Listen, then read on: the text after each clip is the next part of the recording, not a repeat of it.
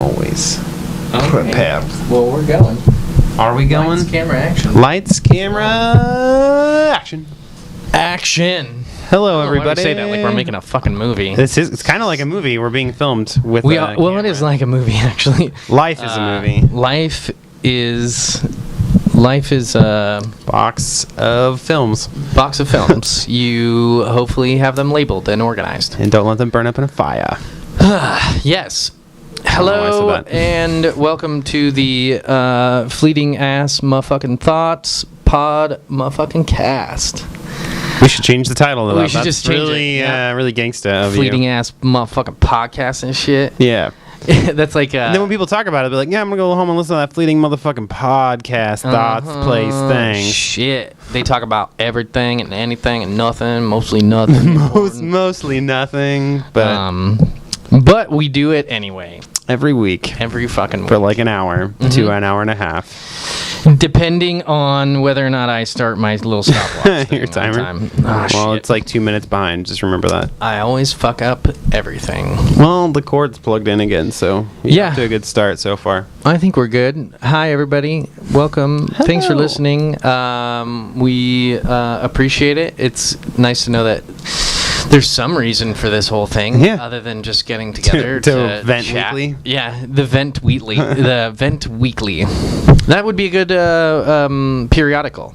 Yeah. The vent, and it would have a picture of like a vent, like This a is ventilation street vent yeah, from like street New vent York, or a blowing ceiling up into a vent. taxi's underbelly. Just like that classic Marilyn Monroe picture Yeah. where she's dealing with the vents. What do you want to vent about today? bitch. Let's vent. I got Let's something vent? to vent about. You do? Yeah.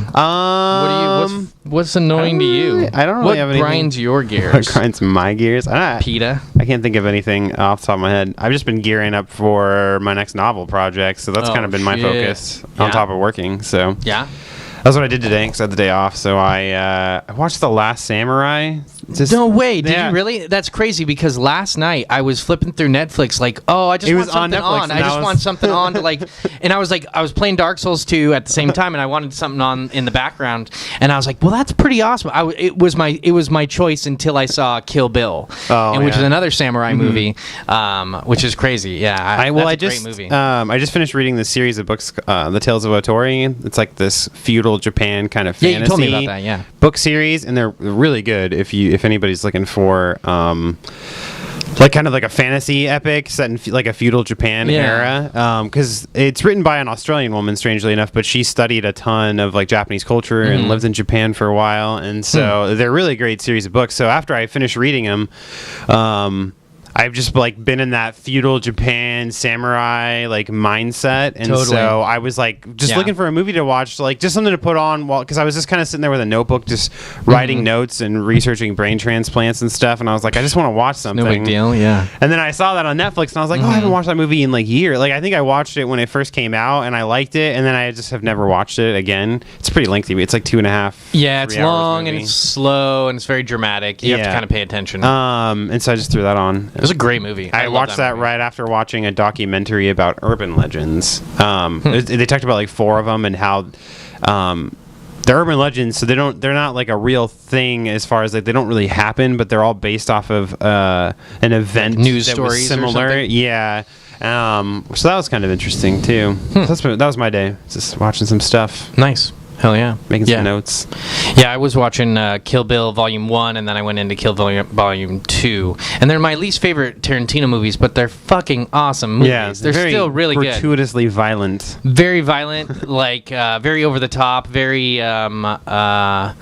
like old-fashioned kung fu movie homage, kind of like a lot of the style Yeah. stuff and the direction. They do. He does like a lot of like nods to anime too. Like when they're cutting off limbs and there's this blood spray. Oh, everywhere. yeah, That's totally, yeah. There's a whole like animated segment in the first one when they're Yeah. going over the history of Lucy Liu's character too. Yep. So Yeah, oh yeah. He definitely will integrate anything he wants into his movies if he thinks it works. yeah, Which is awesome and very creative. that's what's always exciting about watching his movies. It's like you kind of have an idea of what you're in store for, but at the same time, it's always surprising. So good. It's always so much better. I'm excited for the Hateful entertaining. Eight whenever that finally comes Yeah, around. that'll I know be awesome. They're doing it. So So we just watched the Avengers. You're rocking a Avengers shirt. yeah. The Avengers. I've been seeing so much swag for that fucking movie. I sold a lot of it. Yeah, like I that the last Thursday Yeah. for the midnight premiere. That I sold tons of it when people Yeah. were waiting in line. So Oh yeah. I myself included bought something to Yep. wear. Well, why not? Yeah, hell Fuck yeah. it.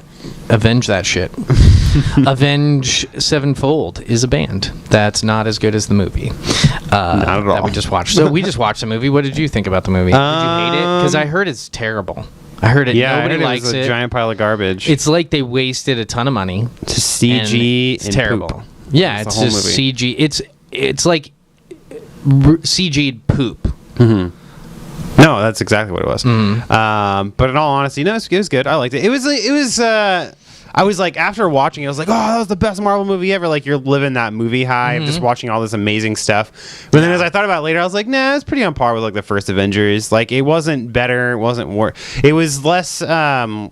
Which I'm grateful for, was like less character development stuff. They just kind of jumped right into the story and just like stuff started happening, which is good because all these characters have all these standalone movies and they're already done in Avengers. So Yeah, we I don't think it need would have the been background. annoying if they were trying to do more character development, other than like the weird romantic relationship that Black Widow has with the Hulk, which seemed to come out of nowhere. I felt like. I think they set it up a little bit in the past movie, but just right at the end, and it was pretty subtle. But yeah, I thought that was weird. I don't know. But I like that each character kind of had their moment in the movie. Like with so many characters, it would be easy for like most of them to get lost in the background, and then they only focused on a couple of them. Yeah. But they did a good job with everybody kind of getting their own little spotlight throughout the movie, and even like Hawkeye. And I appreciate all the jokes that they made about Hawkeye and how kind of useless he was in the first, because he spent half the movie in the first one like brainwashed, and so they made jokes about that, and then how like everybody makes fun of him because he just doesn't have any like powers. He's just a guy with a bow. Yeah. Which was my favorite joke in the movie, where he was like, "Oh, we're fighting aliens, and I have a bow and arrow, and this doesn't make any sense." Yeah, we're on a floating city, fighting robots. I have a bow. None of this makes sense. It was beautiful. It was a beautiful line. It was definitely my favorite line in the movie, because it really brings you back to like, this is a fun movie. Yeah. It's not. They're not trying to be like. I mean, it's serious, for the characters, but for us, it's just fun, and all the laugh lines and the little references and the jokes and the amount of fun that they look like they're having, it just transfers onto the audience pretty well, I thought. And I think that's why just fun movie. I think that's why Marvel's had a lot more success with films than like DC has with Batman and Superman and stuff, because there's no comic. DC is like trying to be Dark really as fuck. dark and serious, and I think Christopher Nolan started that with the Batman trilogy, which those were great movies. Yeah. But then DC's like, oh, we just need to run with this. Let's just make everything really grounded and serious and dark. And then Marvel's like doing the opposite thing, where they're embracing the fact that this is just kind of ridiculous comic book stuff. And so they're all kind of like they're serious enough, but they're all lighthearted enough too to embrace that ideology that it's all just silly and ridiculous. Yeah. And I think that's why people enjoy the Marvel movies more, and that's why they're fucking crazy popular. Like almost every month or two there's like another Marvel superhero movie coming out. So, and they're a little bit more kid friendly, which tends to bring in more people and more revenue anyway. So but there's a new Superman and Batman movie, but I'm not that excited about it. I'm not excited about it. Like, I love Batman. He's the only reason why I even like DC. Like, if Marvel owned Batman or they created, then I wouldn't even care at all about DC. I just I don't even know any other major characters other than Batman, Superman, Aquaman, Wonder Woman. I mean, they have like their big mainstays. I never thought any of them were that interesting other than Batman. Superman's just boring because he's so ridiculously powerful. Like, you just never feel like he's in danger. He isn't. So, whereas like Batman, people give him shit because he has no superpowers, but that's why he's so fucking badass, is because he had to like train himself to be skilled enough to like combat evil and all this stuff, and he's able to like hold his own against people like Superman, who are just given the ability to be amazing. So like everybody says that, he's got all this money, but which is true. I mean, if we all had a lot of money, that gives you the step up. But I think if you had a lot of money, you probably wouldn't really do anything productive like he's trying to do, and he still had to like physically train himself to do all the things that he does, and he's super intelligent, which you have to study and learn. So that's why I've always liked him the most. He's a character that had to put the most work into to be able to do the things that he does. I mean, well, he's probably more relatable than the other ones, and he is very noble in the fact that he has all this money, but he chooses to put himself in danger and save, the society from all the bad guys. And so he's like the ideal police officer, right? And he is like a detective, right? He figures shit out and then he solves crimes. And so really he's just a more realistic hero, as opposed to like the other ones that are just, they have a superpower, which is why they go fight, or why they're bad. It's like if they didn't have the superpower, they'd be weak and powerless, and so they just, they would just be like everybody else. So you wouldn't write a story about them. But yeah, that's why everybody likes Batman. I don't like Batman because of all those things. Oh, really? Yeah, I think he's boring. I think I don't give a shit. I think he should carry a gun and better stuff. He has like the whole no-kill rule, though. That's I think that's stupid. I don't get the whole sometimes. No-kill rule. He's got like little heat guns and nah, he doesn't use guns. If he had a shotgun, it'd be a very different story with Batman. A real shotgun, like in the games. I was like, him just running around punching people to knock them out all day is just it just gets old to me, and I'd rather have a shotgun. Well, it creates the never-ending struggle because he doesn't ever kill anybody. They just get incarcerated. And then escape, and then he's his own worst enemy in that sense, because he's not really helping anything. It's like in Daredevil, the moral that he lives by is he doesn't kill people. So the problem with that, the abstinence of murder, right? So you're not allowed to kill, right? That's there's no justification for it ever. The problem with that is it's not on par with the reality of the fact that the people you're trying to stop are killing people. So you can't, if someone kills 10 innocent people and you catch them and decide not to kill them, to me you're just being a fucking pretentious dick. You're just saying, I'm better than you because I don't. But he murdered. The bad guy killed a bunch of people. Yeah. It is absolutely justifiable, in my mind, to murder them. It wouldn't be murder. It'd be like self-defense for the future. You'd be protecting the future. Yeah. And you'd be killing somebody, taking him away, and you'd be enacting their own moral standards. Their moral standard is that they can kill people, so you're just bringing them to their own reality. Their reality is that murder is justifiable, and you're allowing that you're respecting their moral judgments. Yeah. So that's why I get frustrated with like Daredevil, who I can't. It changes you. It makes no. If you have, if you know that some, like if you it's obvious. It's not obscure whether or not they're a murderer or not. They're a murderer. But I can understand there being that gray line, right? If you didn't know for sure if they killed somebody, then you don't want to just kill them. But if they fucking blew up a building and murdered hundreds of people, and then and you catch them, you should maybe kill them so that they don't do that anymore. I think you're being irresponsible by not killing them. Yeah. It's like if you have a rabid, tiger and he's murdering people, you're not under any obligation to protect the tiger. Fuck that. That's just anti-survival. Put it back in a cage and hope it doesn't get out again. If you could pull that off, I think you're putting yourself in future risk, and that's stupid. And that disrespects the lives of all the people it murdered.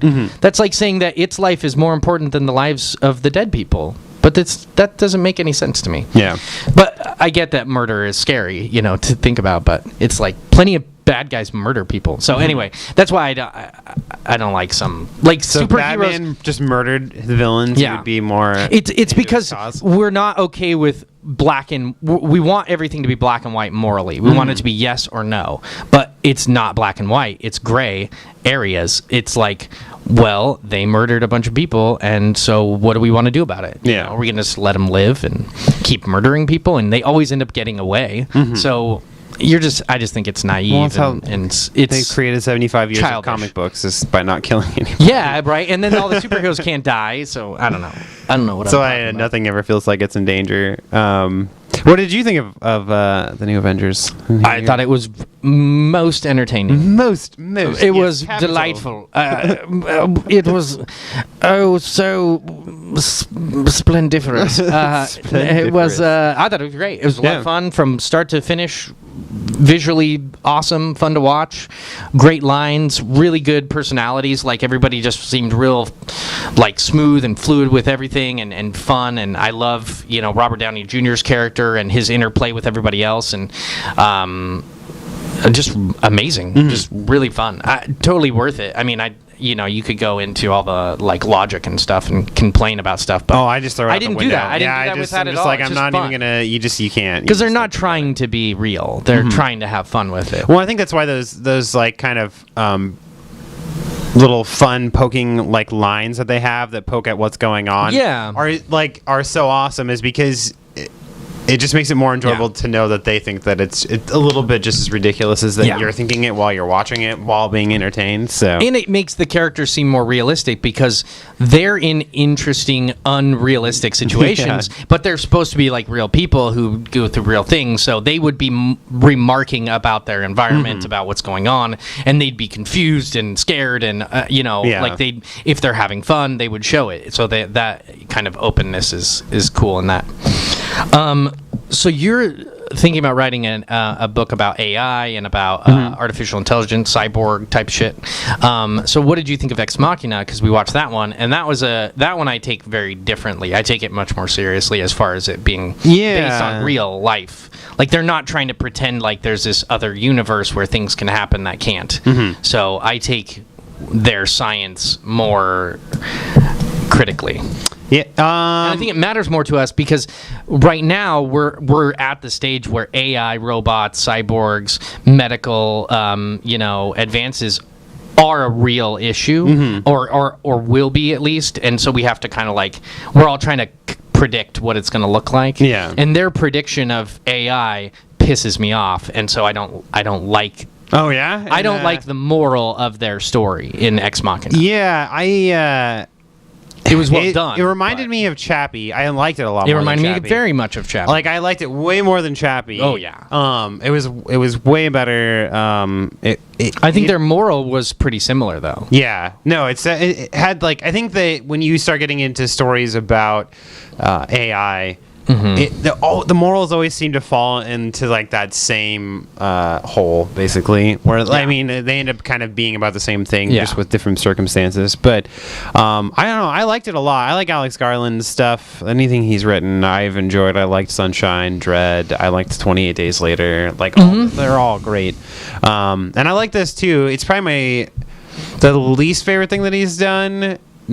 But I still liked it. It just like I would rather watch one of his other movies more than this one. And I think the reason why I didn't get into it too much was I don't know. I think it's the science behind the science is just so tricky because it's like all theoretical, and so you're trying to understand the science of it while you're watching it, and then that sometimes obscures your ability to just enjoy the story that they're trying to tell you. So when I was watching it, I was trying not to think too much about that side of it. I was just trying to watch the story that they were trying to tell, which was interesting. It was kind of like that classic Frankenstein's monster situation where he kind of was. He locked himself away. The scientist guy had locked himself away and was trying to develop this AI, tinkering and then with life. As the movie progresses, you see all of his failed attempts and like different things that he's tried, and then it becomes the monster turning against the creator type of thing.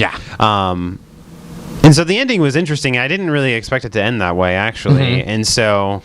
Once it started getting darker, I knew that it was going to happen. I knew that the creator was going to die. Like that just like from the get go, I was like, he's gonna fucking die at some point in this movie, and so I think that I enjoyed it for the most part, and then the very end of it, it was too. I think I had too many questions about it, like because she. Spoiler alert! If people haven't figured out when we talk about movies, we just don't give a fuck. So if you're gonna listen and watch us, just assume we're gonna talk about shit that it's hard to like talk about the movie without just getting into it. But we're at the very end, when she escapes essentially, and then it just assimilates into society. in my mind, I'm just like, I have too many questions. I'm like, wait, so is she gonna go get like a job now and work, or is she just gonna like walk around? How is she gonna get power? I don't like. Yeah, and do they plug her in? Does she have batteries? What the fuck are they gonna do? She got powered by the building. Like she put her hand onto the pad and it charged her up, and then that was how she was able to fuck with turning stuff off. And so she'll never have power. And so. Well, that and there was the whole like skin issue. Like she has skin, and she took it from other bodies, she took it from, but like, they were different. Asian lady, but the size and it just sort of molds to her. They just make a lot of kind of leaps. Like you just have to go with it. You just have to go. Oh, okay, that's she's fine. Got skin now. Fuck all of the logic involved. Like my biggest problem was the idea of consciousness and the idea that you can somehow a search engine is consciousness. And I just don't like it. I just don't like that they just go, okay, you have a genius person. He is great at programming. He creates something that isn't a program because in part of the movie he says something like, well, I didn't program that into her. She really does like you, but I didn't program it. It's like, no, fuck you. You programmed it. It's all programming. She's a program. Yeah, it's all programming. It might be complex, and it might have algorithms that allow it to make its own decisions, but it's still programming, and you still have to write things into it for it to do things like a survival instinct or a fucking survive at any cost instinct. You know, like, or a deceiving type situation. That's a willed action. To deceive is to do something. You do it on purpose. Yeah. And then there's the whole lack of compassion, lack of, he doesn't build any of that into it. So then he just waves a magic wand and just says, I did it. And it's like, no, fuck you. You didn't do it. You went through a very arduous process of programming and creating, which is not, only has like a sub-layer of this search engine, which a human's mind is not a search engine. That's fucking stupid. I get that like a search engine is very complicated in its ability to seek out information on the internet, but that's not what my brain does. My brain doesn't seek out information on the internet and then find keywords and then create like a hierarchical system of like prioritization. Like it does that, but like a billion times more than that. It does so much more than that, along with the biology involved, because our brain is integrated with a massive amount of chemicals and neurotransmitters that are all being created by the rest of our body as well, by like the pancreas and the liver and it's all a part of this massive system. It's not just our brain either. So to create a consciousness that doesn't have biology, you're not going to have a person. And it's like there's a big thing in the movie about he creates these attractive females, and he's living alone, and he's this macho dude. So it's kind of this like, if men have power, they just want to create sex toys that are so realistic, and he's just using the Asian. He treats her terribly, the one who like makes some sushi and stuff, the maid, and he builds her without English, but somehow they get along. There's just a lot of annoying like social and like moral judgments in the movie, and then it's like, oh, the girl is like a victim, but she's not a victim. She's a machine. She's a robot. He created her to do a function, to be a tool, and because it has a pretty face, we have sympathy for it. But we barely have sympathy for each other, and we know we're real. Yeah. So it's frustrating to like, the moral issues that he's bringing up is so. These are just. We've been talking about this kind of shit for thousands of years, and so I just think it's not shocking. Nothing about that movie was shocking. I found it frustrating that they just create consciousness out of consciousness. I think they just created a decision-making machine. Yeah, that's fine. That's different. Uses algorithms to figure out how to respond. And what to do. And he didn't build in any kind of like, don't murder me. If I build a robot with hands, I'm gonna build in a thing that says "Don't murder me." Well, she doesn't murder him.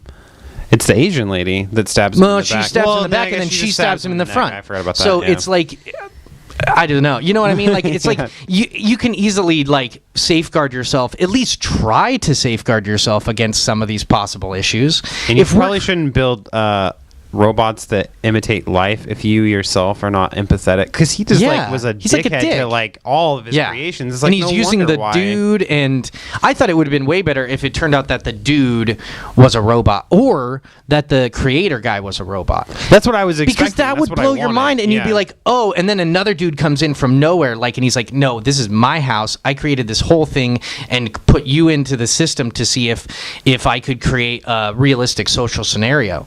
And then why do you got to murder people off and have her go? What is she going to do? Go murder people now? Is she a psychopath? That's what I wanted it to be, was because they don't delve into the main characters past that much. I was like, I feel like he made this guy and then, put him in this office for a while, and then he won this contest, and then he's going to bring him back to see, to test, like, can she figure out if he's a robot? Does he realize that he's a robot? And it would have been a really interesting movie. So much more ways to go with it. Yeah. But that's why they didn't none of do that it. happens. That's why he didn't do it, because he wanted it to be more straightforward. But the second it becomes uber straightforward, then there's no climax. Mm-hmm. And then the climax becomes this murderous robot you just created. But that's not... Oh, no, Terminator did that a long time ago with murderous robots, and we all get that that's scary. But it's just like... I just don't like, you put the word AI, you make a pretty brain, you put it on a pretty face, and we all go, oh my god, that's a revolutionary fucking concept. And like, I've heard a lot of reviews about it, and the reviews are like stellar. They're just like, fucking, like, if you use I get that. I'm not, I don't know. I just take it really seriously when people create these like society, like, these are moral issues, and they're also technological issues, and I think it's very complicated. And so to simplify it into the way that he made, this movie is written and all that, I just find it just makes me mad. Not because like I'm mad at that they tried. It's good. We got to create these stories. We got to, because it brings up conversations like we're having, where you can discuss the ramifications of fucking with life and technologies and stuff. But I think AI doesn't have to be people as well. We always assume we want more people, like we want robots that are people. But why would you want to? We fucking suck. We're terrible. Our biology sucks. We're constantly having health problems, and then we're going to create a robot that is the most like us but doesn't have those health problems and can live forever, but we murder each other. We also don't help each other. Like, so why make a person robot? Why not make a robot that, like, I don't know, just calculates better like outcomes or something? You know what I mean? Like, I don't know what are we putting we're the ones creating it. Why create something so pedantic and like mundane, like another person? We already get that. Speaking of which, I listened to a podcast about a guy who's in the medical field, trying to figure out longevity, like how to help people live longer without dying, which I think is just much more practical. It makes more sense to try to eliminate disease and try to eliminate the negative effects of aging.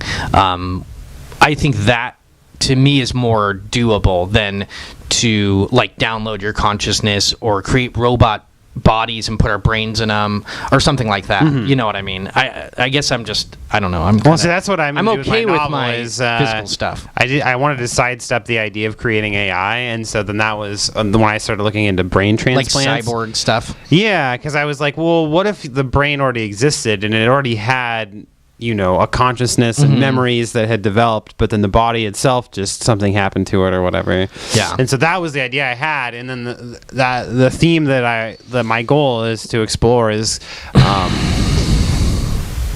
like what do you love in a person? Like, what matters? So like let's say like in this story, it's about a mother whose son dies from like this like really malignant cancer at a young age, and then his brain essentially gets put into the body that looks exactly like he did.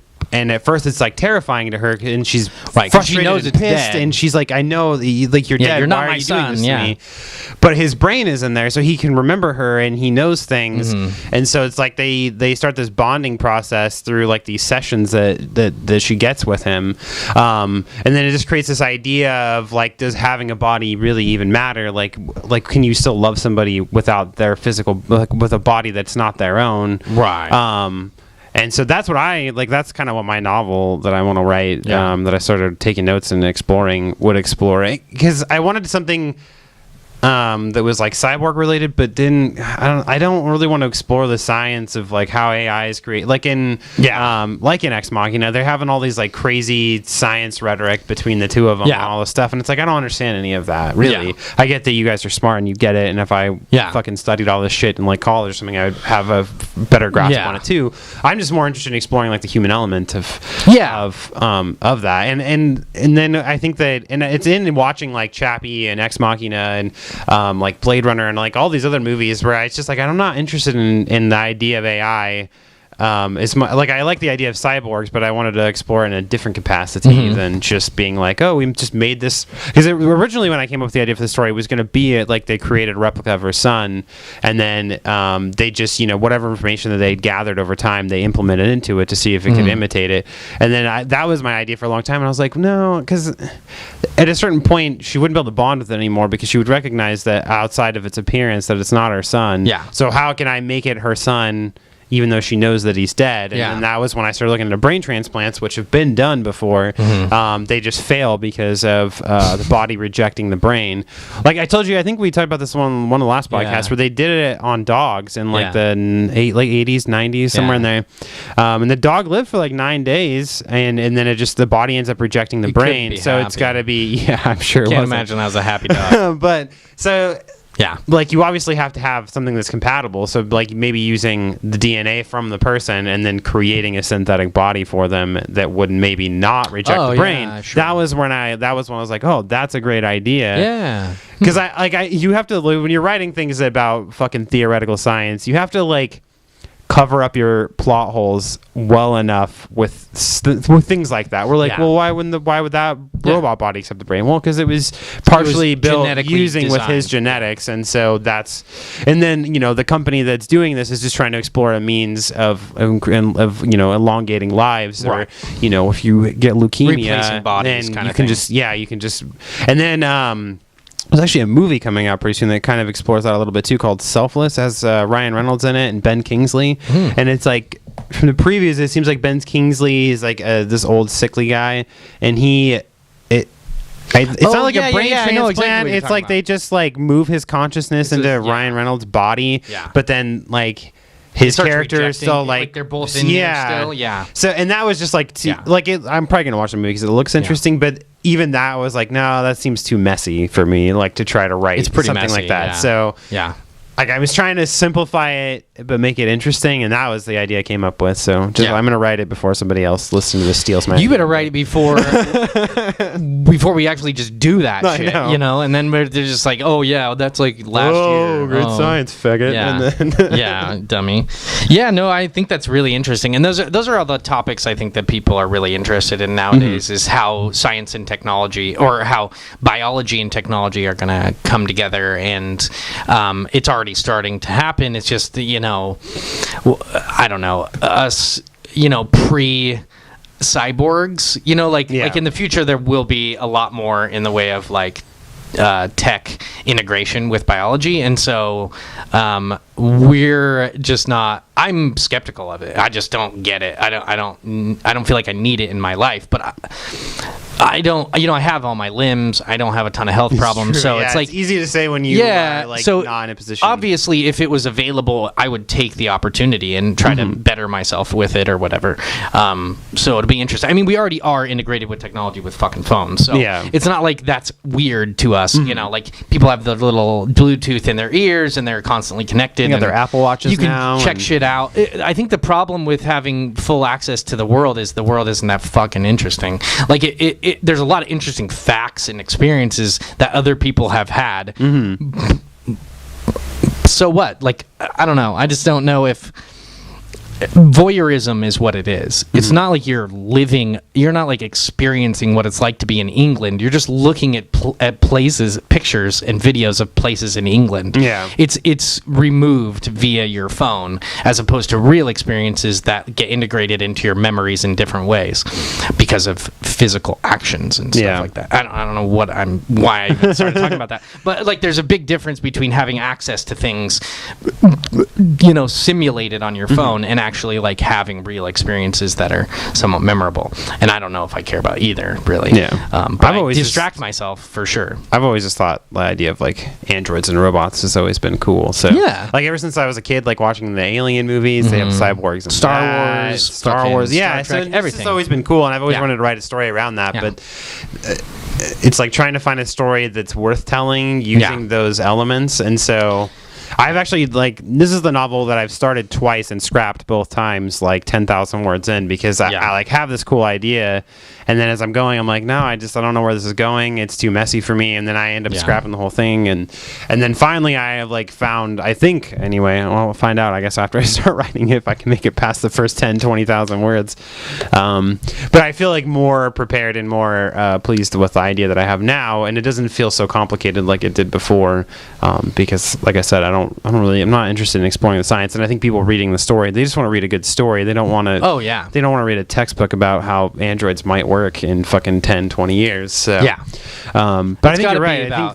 I think people's interest in it's just skyrocketed, and I think it's because technology is advancing so quickly now that it's just like the thing that people are interested in, to see the possibility of what might be in the near future. Yeah. For sure. We want to prepare for it, and we don't know how it's going to affect us. So, I speaking of technology, did you see that thing about solar panels that Elon Musk is doing? It's huge right now. Everybody's talking about it. Like, everybody. Like, the Twitterverse is fucking tweeting all about it. Well, that's where I got it from. But, he owns a company. I don't know that much about Elon Musk. I guess he's a guy. He's our Iron Man, right? He's Tony Stark. He is a rich, young, entrepreneur, and that's what he does. But anyway, he designed a very efficient battery that stores solar energy. So you put the solar panel on your roof, and it stores, up to like, I don't even know, like 9 whatever gigawatts of fucking kilograms of is that like a energy Juggalo units. Battery? It's a gigawatt? Yes, it's comes with a hatchet. But no, he created this really sleek, you put it on your wall, and it becomes your electricity for your house. So you're not on a grid anymore if you don't want to. About that the other day, I'm sure you saw something about it. But and he's creating larger versions for commercial applications, smaller versions for home applications, and it can be scaled infinitely for however big and how much wattage you need, but it runs completely on solar panels, and the unit itself is only like $3,500 for like a home, and then you would have to buy the solar panels, but it's compatible with any of the modern solar panels, and I'm sure you can get those as well. And it can store enough energy that you could supplement